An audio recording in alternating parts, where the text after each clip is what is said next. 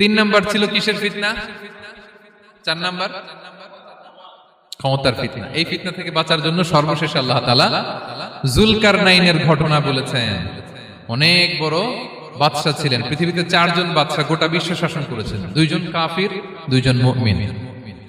কাফির একজন হচ্ছে নমরুদ, যিনি ইব্রাহিম আলাইহিস সালামকে আগুনে ফেলেছিলেন। আরেকজন হচ্ছে বখতে নাসার, যাকে ইংরেজিতে বলে নেবুচারনেজার দ্য সেকেন্ড, দ্বিতীয় নেবুচারনেজার।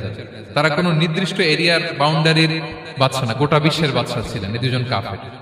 আর দুইজন বাদশা ছিলেন গোটা বিশ্বকে শাসন করেছেন, তারা ছিলেন মুমিন। একজন হচ্ছে সুলাইমান আলাইহিস সালাম, আল্লাহর নবী।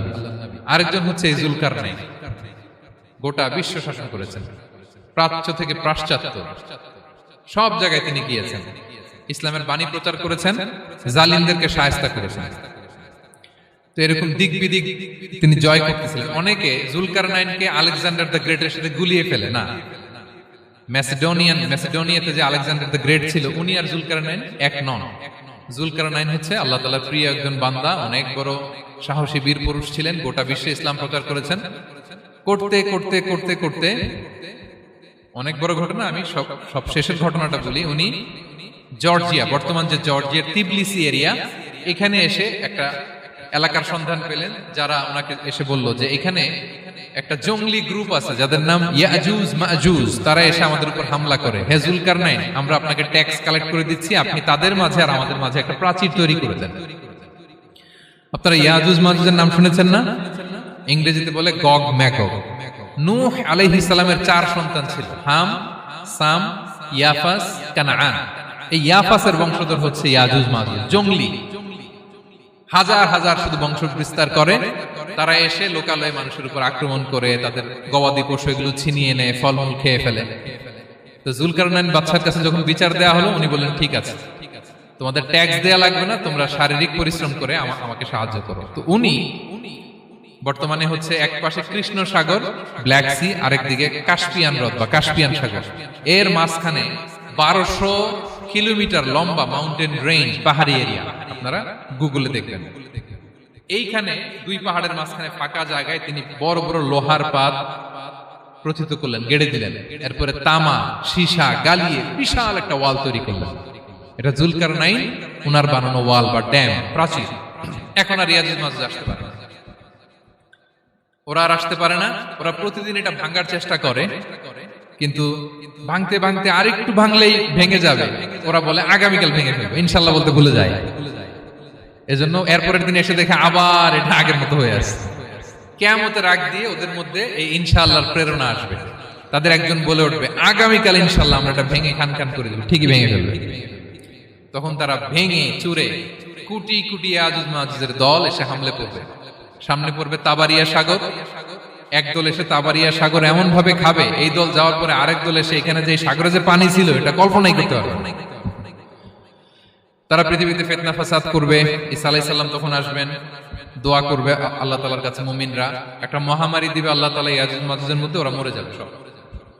এরপর বিশাল এক পাখি এসে তাদেরকে আল্লাহর মর্জি মাফিক এমন এক জায়গায় ফেলে আসবে, কেউ জানবে না। তো তারা যে পচে গলে মাটির সাথে মিশেছিল, এই গলিত লাশ থেকে মাটি খুব উর্বর হয়ে যাবে।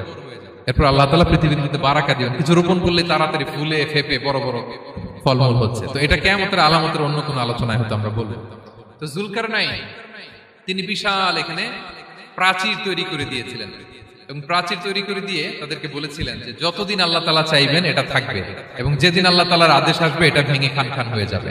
তার মানে দেখেন, এত পাওয়ারফুল, এত শক্তিশালী, এত ক্ষমতাধর হওয়ার পরেও তিনি তার ক্ষমতাকে কার দিকে ফিরিয়ে দিয়েছেন?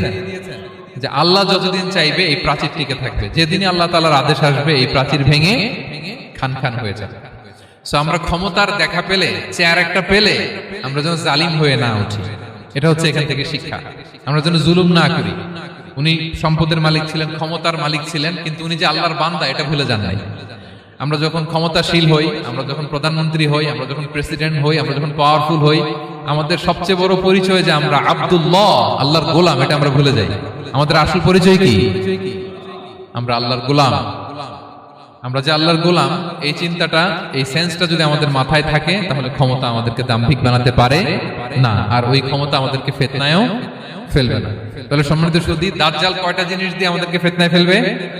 চারটা। দ্য ট্রায়াল অফ ফেইথ, ঈমানের পরীক্ষা; দ্য ট্রায়াল অফ ওয়েলথ, সম্পদ দিয়ে পরীক্ষা; দ্য ট্রায়াল অফ নলেজ, জ্ঞানের পরীক্ষা; দ্য ট্রায়াল অফ পাওয়ার, ক্ষমতার পরীক্ষা।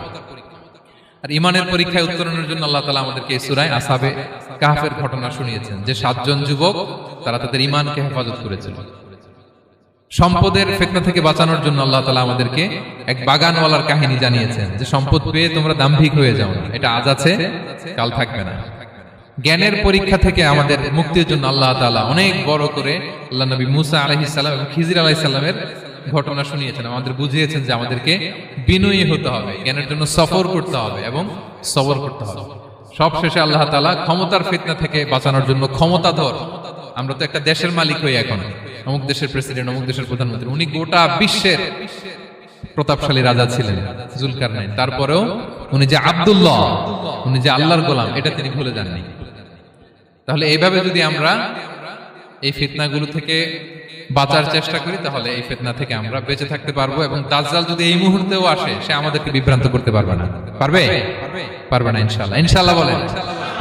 আর ভবিষ্যতের সব কাজের আগে আমরা সবসময় কি বলবো? মনে থাকবে সবার? আল্লাহ তাআলা আমাদের সবাইকে কথাগুলো বোঝার ও আমল করার তৌফিক দান করুন। হাযা মা ইনদি ওয়াল ইলমু ইনদাল্লাহ আলাইহি তাওয়াক্কালতু ওয়া ইলাইহি উনীব। ওয়াসসালামু আলাইকুম ওয়া রাহমাতুল্লাহি তাআলা ওয়া বারাকাতুহু।